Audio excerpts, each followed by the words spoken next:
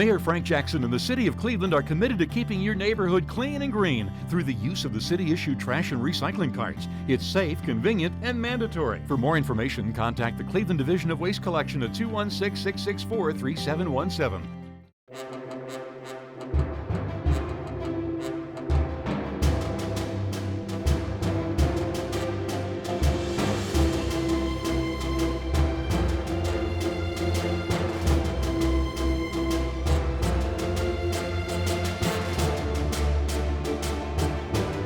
Welcome to Safety in the City.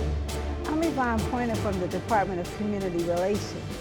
And this segment is something that a lot of viewers might find difficult to talk about.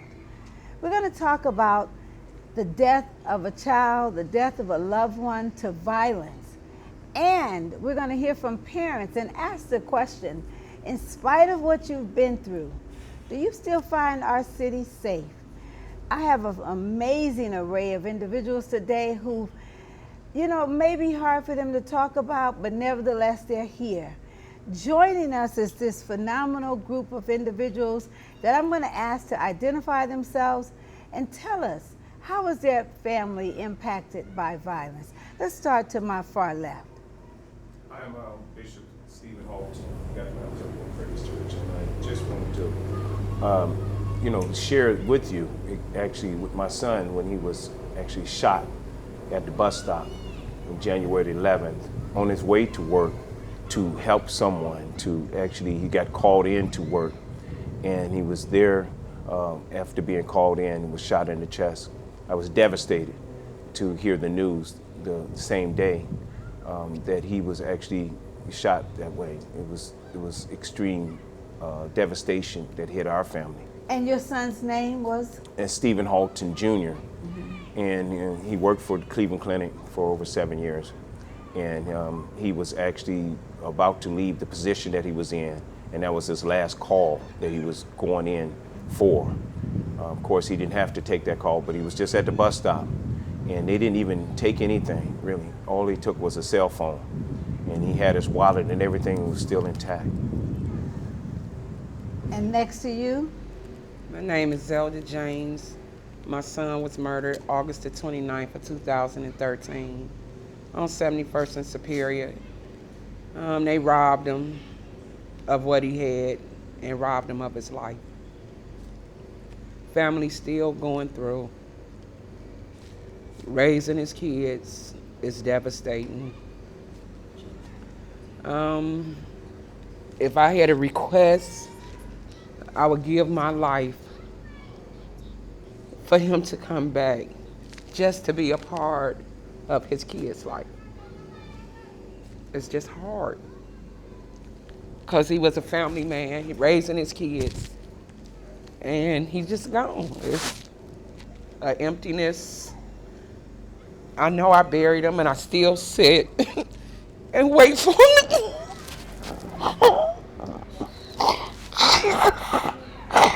I said I'll wait for him to come home. And his son just don't understand that his daddy not coming back. On Sundays, he say, is he coming today to play football with me? Sometimes I have an answer, sometimes I don't. Sometimes I just look and I walk away, because I don't know what to say to him. I just try hard to stay positive in their life and guide them the right way. It's just a tragedy. I am Apostle Harold Carter from Messiah International Ministries. 17 years on January the 9th, which was my birthday, my eldest son was shot. Unlike the others, he lived for 50 days and then passed. He was paralyzed from his waist down. He had a total lobotomy. And I guess the hardest thing about that entire situation was, one day he looked at me and asked, why me? And I couldn't answer that question. But God brought us through that. We are here to help others go through tragedies because I know the hurt and I know the pain from a father's standpoint. It is devastating. It's devastating even for a pastor for something like this to happen. But the Bible says all things work together for the good of them that love the Lord. And even though he has died,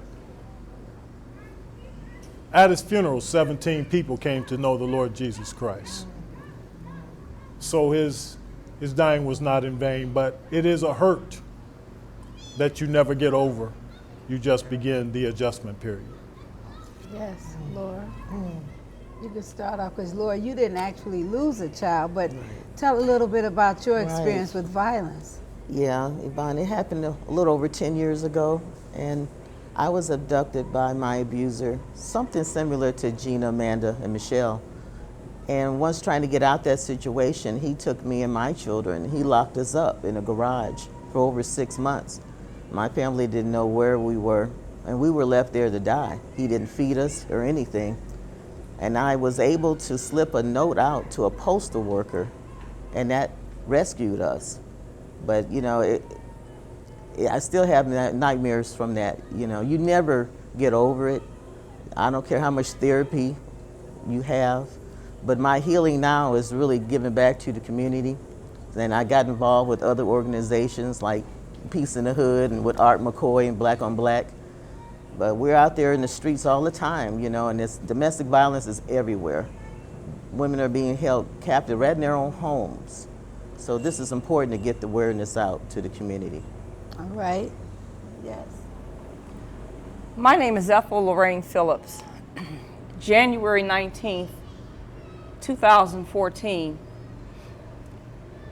my 5-year-old granddaughter, Germany Niambi Lorraine Brooks, she was 5 years, 11 months, and 9 days from being 6 years old.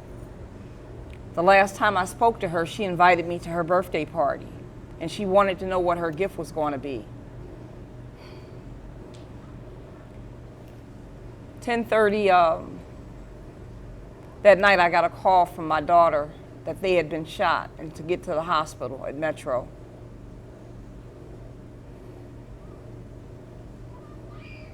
I didn't know where she had been shot, and I didn't find out for a couple of hours. And it was taking too long to find out.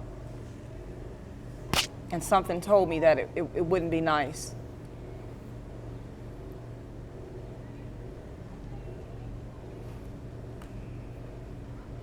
I miss her so much.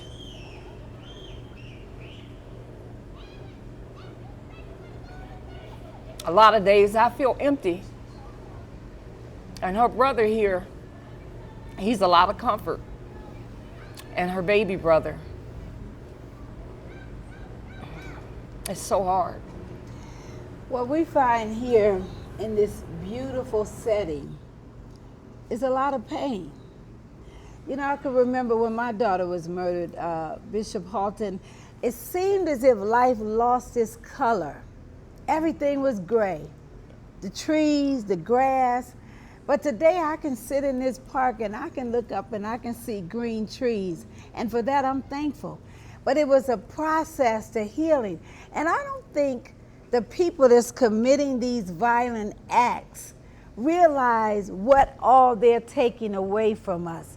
They whether the money is not worth it, I'm just wanting to know from you if you could speak to that person. Is it any idea what they've done to disrupt your family? And any of you can speak on that. They have devastated families. I don't think they realize it neither, Yvonne. I think they have devastated our family. When you think about it, I'm out of a family of 12, and my wife as well is out of a family of 12. And my son was 30 years old, and he wasn't not like a person that was running the streets. He was saved, he was in the church, and he was a young man that was married and had 2 children and working to provide for his kids. And, you know, he wasn't just a person involved thuggish individual that's in the street, that's in gangs and all of that. This have devastated our family, and I think it's just so heartless of a person, not only senseless, but heartless of an individual to take another life without even thinking clear about it. This is the violence that we're dealing with on the street, and all the guns that's so available with people that can have easy access to them. But I think more than anything, and we mentioned it at the other meeting that we was able to talk in, is the communication. Neighbors is not communicating no more. People are not communicating no more. Kinfolks don't even communicate like they should anymore. Brothers and sisters are not talking to each other anymore. Because if this was happening, immediately it would already hit the streets of who already done it. Right. The fear of people have shaken so much, and causing people that I'm too scared, I'm not going to tell. But people need to come out of their houses, and people need to be more aware in the neighborhoods. That's good. I'm doing it even more now myself in my own neighborhood. So it really have taught me a lesson. You know, with my neighbors, they haven't talked and haven't communicated. My friend next door to me in the street that I live on, he lost his mother. I went right over there, got him a card, you know, gave him some money. Just wanted to be able to reach out to him. And this is what's not happening. It's the lack of love. And you know, if you study the scripture, not really trying to go there, but he said in these last days, the love, it will wax cold. People have gotten so cold. You look at them wrong, they will look at you and ready to fight you. And now the adults are scared to look at the young people now. It's just really bad. It's a terrible stage that we're living in. But we have got to get the word out of being able to come out of fear and move into the faith area where they should be. So that whole no snitching doesn't work to these families who here to just want to know what happened. Like in all of your cases, have there been solved or I mean, what would you say to the person that knows something but don't want to say anything? Well, in my situation, my son Antoine, he was 24, and he was a Q. And the night he got shot, all his brothers were there, and they went looking for him. And I had to say one thing to them. I said, please, we cannot continuously keep taking out our black men. So they were instrumental in finding him 2 days after the shooting. So an And arrest he was was arrested. made in the case. All Yes, yes. Can I reiterate, and I'm sorry, I just want to mention that you seen what happened up in Cleveland Heights. Right. And I'm not talking about just Cleveland, but you see how fast they was able to find the suspects to the murder that took place up there. I mean, we Right. have to be real about this. Right. You know, look at how many unsolved murders here in the city Right. that have taken place. Right. I believe personally that we can't just stand back and do nothing. Right. And, you know, we're doing something. I am personally for my son. We're going to have a Steve run this fall where we are raising money for the reward money.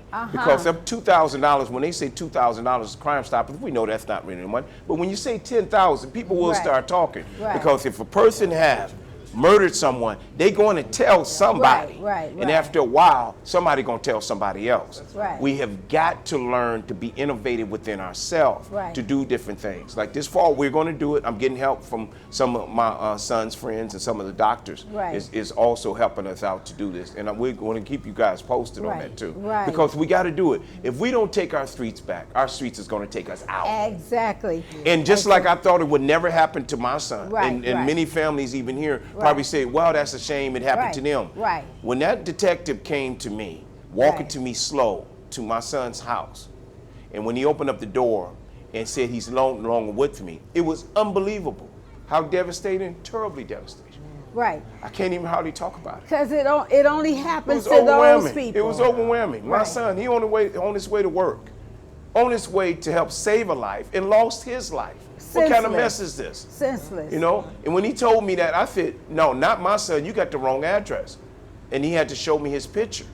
And that's when it hit me, my wife, and my daughter. And like Bird, you talked about your son being, and I call her Bird because that's my friend there. I can remember coming to your house when your son was murdered. That was your only child. He wasn't bothering anybody. So that myth that people are being murdered because they out doing something to somebody doesn't apply. Your granddaughter's sitting in a van, somebody shooting at somebody else. Right. So does bullets have names on them? She was sitting there with her two brothers. The baby was on one side, he was on the other side. He ran for help. He saw everything. He heard everything. He remembers every detail. You know, the damage that's been caused to him. He saw his mother harmed. She's half blind. You know, he's damaged for the rest of his life. Well, there are programs like Children Who Witness Violence, and we have Cassandra Bledsoe here from the Department of Safety. So we need to ask you questions like, what type of help, what type of counseling are you getting for him? He's in counseling. He had counseling on Tuesday at Cornerstone for Hope. Right. I received counseling yesterday. We receive counseling weekly. Okay. Yeah. And does that counseling help? Would you say to families that they need to, and did you get counseling? And that's a taboo for families, especially African American families. Oh, don't go to for you know, counseling. You don't go for counseling. You need to go for counseling. I am actually in a process of healing today, and I'd like to say that, you know, the counseling has helped me a great deal. I have the hurt constantly with me. And my grandson picks up on it all the time. He says, "What's wrong, Grandma? You're missing Germany." Yes, you know, but the counseling is helping, you know, and you must seek counseling. Don't go without it. That's right. There's nothing wrong with counseling. There's a saying there on the wall that says, grief is not a weakness. It shows the amount of love. You know, so that you care for that person. Exactly. You know, and we talked about getting involved. You would have never been rescued out of that garage where you were being held captive for 6 months had not someone got involved. So we need people. If you see something, say something. And I mean, how much would you say to individuals they need to be involved? They have to be involved, Yvonne, because even now my abuser, he's now serving 7 consecutive life terms. So justice was served for me. But I say to people now, they have to get involved. Where's that village that we used to have? Remember that takes a village? Right. That you see something, you stick together, you watch the kids coming home back and forth from school. Yeah. We got to get back into that. And we as a community have to get involved with organizations too. Well, I think Bishop alluded to that prior to his son being murdered. Maybe you wouldn't have been so active in being involved in your neighbor's house. So now this is, how has this made you more sensitive, Bird, or Apostle Harold, how are you now getting involved, or what are you doing differently to help our community as a result of the violence that happened to you? Well, due to me losing my son, I haven't came out in the community yet to help. My son was that person that when school started, him and his friends, they put their dollars together for the kids in the neighborhood who didn't have shoes to go back to school or needed that uniform. My focus for me right now is protecting my grandbabies because they aired the show. And that's the community work. They aired the show on First 48, April the 10th, about my son. And the gentleman stated that there won't be no witnesses by the time the trial starts, July 28th. So he been sending people, his recruiters, into the neighborhoods. So my focus right now for me is protecting his seeds at any means. So my focus, I need to know where they at all given times, who they with. I don't allow them to go to different things because you don't know who is a gang member. Right. So and there's nothing wrong if more families would just protect their children and pay attention to their children. Maybe we wouldn't have this problem. Apostle, you're going to say something? It's about teaching. I do a program, and it's 4 steps in becoming a man. It's a lad, it's a man, it's a husband, it's a father. And we're finding a lot of young men today are skipping steps, and those are vital places where they need to be. The young man they're going straight from lad to fatherhood, and no in between. They've missed manhood. They've missed being a husband. And the young man that murdered my son just turned 18 years old. Wow. And that's why I base teaching that to young men today. Because if we teach the 4 steps, they'd have a better understanding and take more involvement in the community and more so in respecting themselves.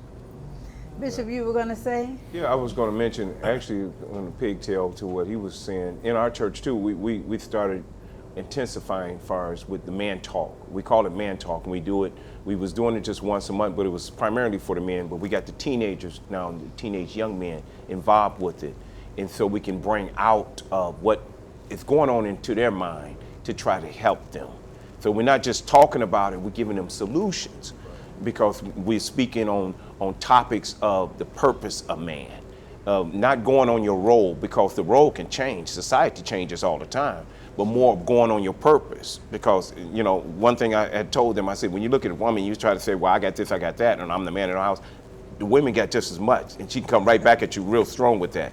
But you need to go on your purpose and know what your purpose is in life. Well, and for the sake of our times, why don't we speak to the perpetrators? You know, we see them as evil, but a lot of times hurting people hurt people. Yeah. If you can take the life of a young man at a bus stop, or a life of a father, or if you can do these things, what is going on in their lives? That's right. That they can do this and go on with their life. I know in my own daughter's case, it was 29 years that this person lived with this secret.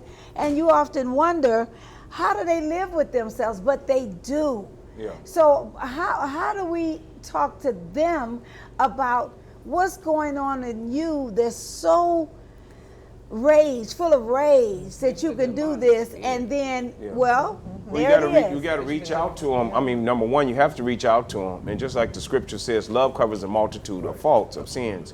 And we've all sinned. You know, we've all have fell to that point one day. You know, even as we're past our teenage years, people go through those changes. But it is really primarily the upbringing. You know, it's the upbringing, no matter what you look at, it's lack of love. You know, one parent is there and they're not there all the time. So even when they join into these... Are there even parents available? Well, they may not be, but when the parents, when they're not there, then they lean on their friends. And that's why you see a lot of gangs that stuff. Right. They say, that's my brother, that's my sister. Those are the people that they end up joining up with. Right. So we have to be that one to stretch across the aisle, right. to pull them in and connect. And that's what we've been trying to do, is get more mentoring with them. Because you remember the day, I don't know if you remember the day, but I remember the day where if I got in trouble, that person would spank my behind. Before I would get home, I didn't get about 3 whoopings. You know, those days have changed now, because it's like, don't touch my child. Which I wish to God, you know, that, you know, people would take on that concept a little different. But it's not. So you have to be able to communicate. Communication is the key. But you see 7, 8, 9-year-olds out here disrespectful. More parents need to turn the video games off and all the bebopping and teach their kids morals and respect for others. Because I was a single parent, and when I tell you I put my all into raising my 2, they was not disrespectful. They could wash, they could cook, they could clean. At the age of 6 years old, I had my daughter standing on a crate. You ate off the plate, you washed the plate. Y'all wore these clothes, y'all sort them, y'all wash them. Right. You just gotta embed things in them. Constantly. We almost have to have extended families, though, because I know in my neighborhood, I'm that neighbor that we hated when we were little. I'm in the window, I'm on the porch. Get off that. Get down, get out the street. And I look around because I don't see anyone else. So the day is gone where we can go home, close the door, and shut out light. We've got to get involved, which is what I think the mayor is saying to our cities. You know, I made the statement the other day at the talk show when Kennedy said, ask not what your country can do for you, but ask what you can do for your country. So we can sit here all day and say what the city is not doing, but I think it comes down to what are we going to do? What are we going to do? How do you help that child that's right next door to you, that you see don't have shoes, that you see the parent is not there? You can't always expect someone else to help. It's communities right in this city that take care of their own communities. I'm not going to say any names, but you know who they are. What do we have to do to take back our communities? You have to show love. You got to. You have to show love. I remember this, and let me say this real quick. When they sentenced the young man who killed my son, I told him, they gave me the opportunity to speak, and I told him I didn't hate him.